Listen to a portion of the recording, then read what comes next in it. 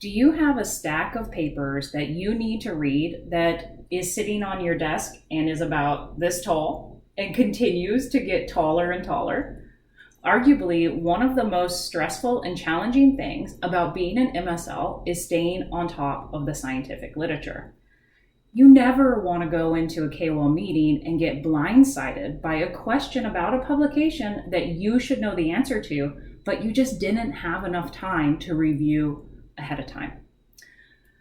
One of my favorite ways to help overcome this challenge, and what I always recommend, is to use time management tactics. So schedule in time on a weekly basis to review publications. But today I'm going to give you an alternative to this, especially around speeding up the review process, and that is to use AI tools.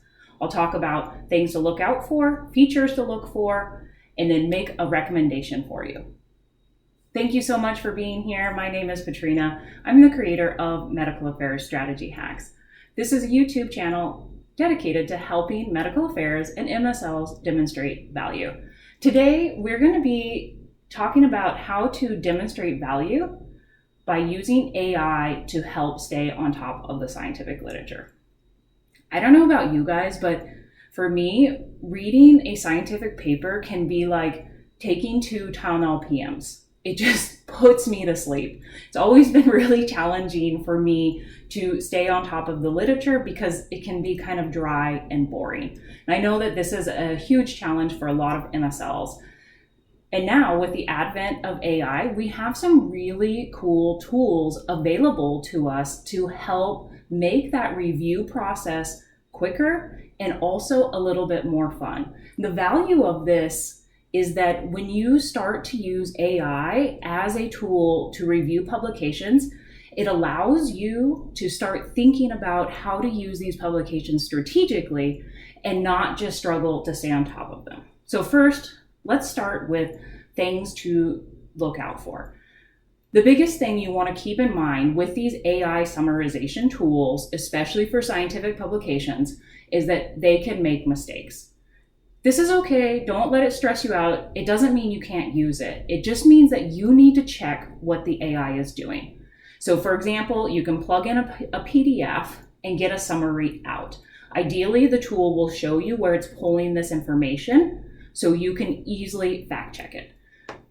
So make sure you have the mindset that the AI is a helper for you, not the source of truth. The publication is the source of truth.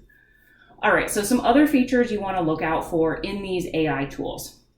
Make sure it's dedicated to scientific publications. As you guys know, there's some nuances around scientific literature, and you want to make sure the model is tuned for that.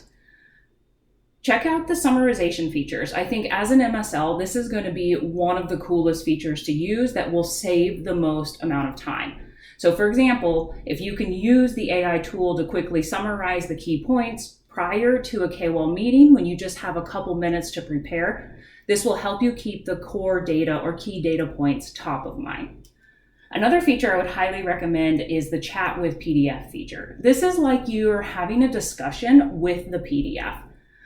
Where MSLs can get really strategic with this is through pre-meeting planning applications. What I mean by this, instead of just saying, oh, summarize the key points, you can ask the AI to suggest clinical implications. If you want to be a high-performing MSL and add a lot of value to your HCPs and KOLs, you need to focus on the so what.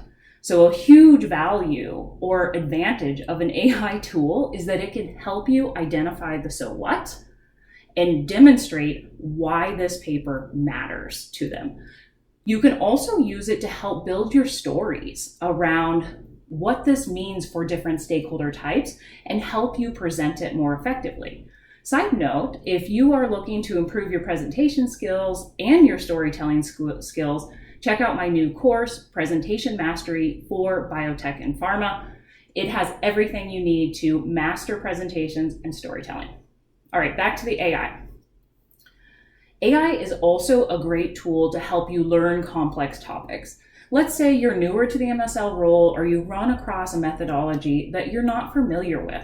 You can ask the AI to explain this to you, so you don't have to spend a lot of time Googling and trying to figure out what it means. Additionally, a lot of tools have a really cool note-taking or organization application. And this is so critical for MSLs because there are so many papers that you have to stay on top of. You can organize them by your TA, disease state, the unmet need, clinical trials, competitors, etc. And this saves you a lot of time down the road when you have to review these publications and prepare for your meetings. A really cool AI tool that you should check out if you're considering using AI to help you stay on top of the literature is SciSpace. It has all of the features that I mentioned above, and it is really cool. It actually makes interacting and reviewing the paper a little bit fun. If you try it out and want to buy the paid plans, use my code. Use MEDValue20 to get 20% off your monthly subscription, or use MEDValue40 to get 40% off your yearly subscription. I hope that you found this useful, and I hope this inspired you to use AI to make your life easier. This is one of the biggest applications of AI I talk about in some of my other blog posts. Do you also struggle with how to stay on top of the literature? Let me know in the comments, share with me on LinkedIn, and also share with me your tips and tricks. Thank you so much for being here. If you found this useful, please be sure to like and subscribe to the YouTube channel. Definitely be sure to use my code if you're going to buy SciSpace. It'll save you a little bit of money and make reviewing literature more fun. When you're over on the Medical Affairs Value blog, checking out the great content there and getting more tips on staying on top of the literature, be sure to subscribe to my newsletter. I create summaries that come to your inbox every Monday morning. Thank you so much. Have a great day.